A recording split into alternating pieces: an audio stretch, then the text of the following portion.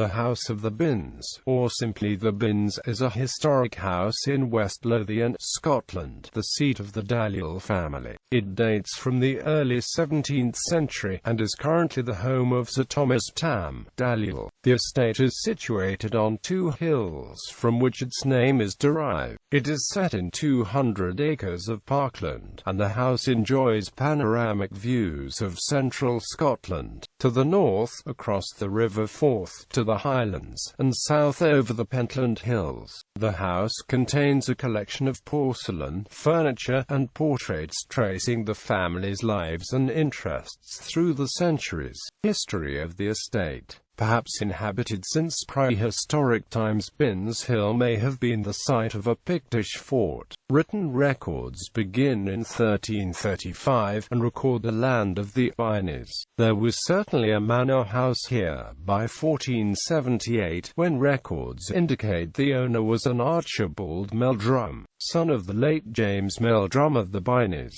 In 1599, it was owned by James Lord Lindsay, who sold it to Sir William Livingston of Kilsyth. In 1612 the estate was purchased by a wealthy and well-connected Edinburgh burgess, Thomas Dalyell. Dalyell was a butter merchant who had become prosperous importing butter from Orkney to Leith. In 1601, he had married the daughter of Edward Lord Kinloss, and, when the Scots King James VI ascended to the English throne and Kinloss was made his Master of the Rolls in London, Dalyell obtained the lucrative post of deputy. In that senior position, he acquired enough of a fortune to return to Scotland and join the landed gentry. He bought the lands of Binns and Crowsflat is worth the manor place thereof, and the Dalyell family have lived there ever since. Between 1621 and 1630, the Thomas Dalyell rebuilt the original house,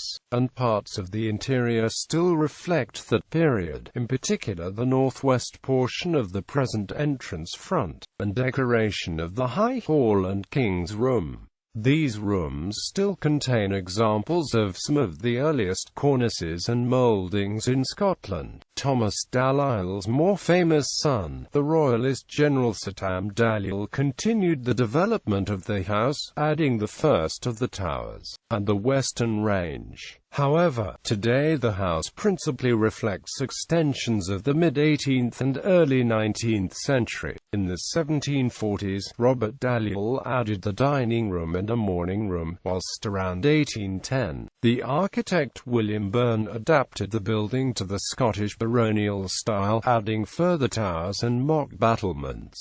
Some of the Gothic exterior decoration was inspired by Walter Scott, who was a friend of the Dalyell family. Today, the building is three-story at the main north facade, with two-story wings. In 1944, the house, its parkland, its contents, and an endowment for its upkeep were given to the National Trust for Scotland by Eleanor Dalyell. The charter she granted states that the history, legend and memory of the family of Dalyell.The Binns shall be preserved, for the benefit and enjoyment of the nation. However, the right of the family to reside in the house was retained. Today the former MP for Linlithgow and father of the house, Sir Tam Dalyell, still lives in the western range of the house. His wife, Kathleen, is the National Trust's representative for the House of the Binns and heavily involved in its maintenance. General Tam.The Binns. The house's main historic claim to fame is the occupancy of General Sir Tam Dalyell. Dalyell served as a military commander for both Charles I and Charles II. During the Civil War, he was taken prisoner by the parliamentarians at the Battle of Worcester and imprisoned in the Tower of London. However, he escaped and travelled to Russia, where he fought for the Tsar, earning the epithet Muscovite III. He returned to Scotland at the restoration of the king. and secured his feared reputation by his violent suppression of the Covenanters from the 1660s. In 1678, he became commander-in-chief in Scotland, and, in 1681, he mustered a new regiment at the Bins, becoming its first colonel. That regiment, the Royal Regiment of Scots Dragoons, which later became the Royal Scots Greys in 1877, was to have itself a long history. Many artifacts belonging to General Dalyell are still located at the Bins. Some are connected with the fairly dubious stories that have grown up around him. In this house, the general is said to have played cards with the devil, and today, in the entrance hall, the very table on which he is supposed to have played can still be seen. The story goes that, although the devil normally beat Tam, one night Tam won, and in fury the devil threw a marble table at him. However, it missed and it landed in the sergeant's pond outside. A marble table was indeed found when the pond dried up 200 years later. The cards, goblet and spoon, supposedly used in the game, are displayed in the house. The general is said to have told the devil, who threatened to blow down his house and its walls, that "I will build me a turret at every corner to pin down my walls." The Parkland. The house is set in 200 acres of parkland, and approached by two drives, the current West Drive, and main East Drive that has been disused since 1913.